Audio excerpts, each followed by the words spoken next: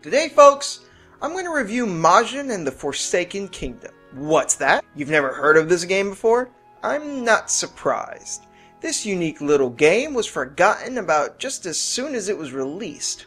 Published by Bandai Namco and developed by Game Republic, Majin the Forsaken Kingdom is a surprisingly enjoyable action-adventure RPG puzzle game. The visuals in this game are easily one of this game's strengths. It's just so filled with color, and this game looks fantastic, and certainly stands out in the sea of gray and brown games in this generation. It has a great stylistic look to it, and the art direction blends nicely with the eclectic visuals. A nice touch is that there are certain sections of the world, each with their own look and feel, such as this one cave-like area filled with crystal, and the beginning area with a lot of ruins and greenery, which is a look I'm very fond of.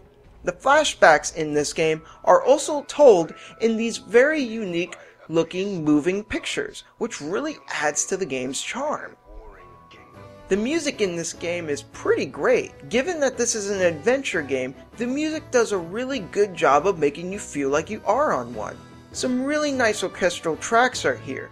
Different areas of the game each have their own music accompanying it. Now the voice work in this game, I'm gotta admit, I'm a bit mixed on. While the protagonist Tepeyu sounds fine, the Majin's voice, as well as some voices of some animals in the game, kind of annoyed me. Particularly since the Majin never shuts up during battle. It's nothing major, but still worth mentioning. The story follows Tepeyu, a thief who can talk to animals.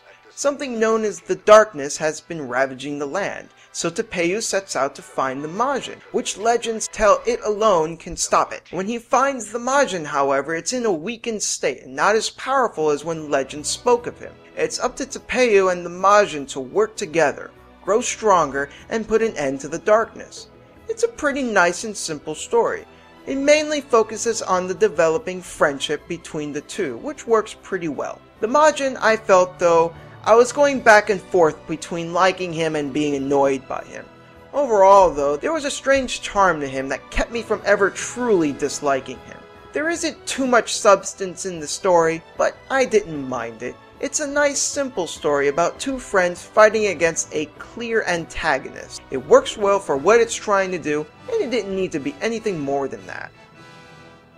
As stated before, this is an action-adventure RPG with a dash of puzzles.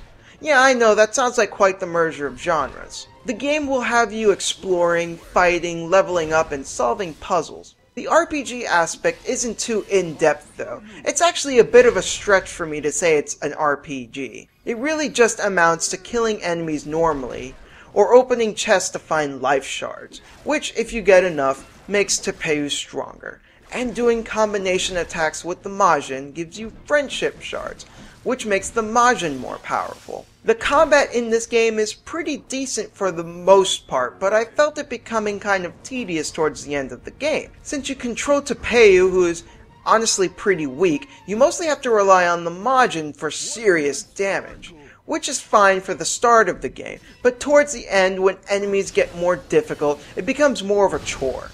The combat is still pretty fun for most of the game though.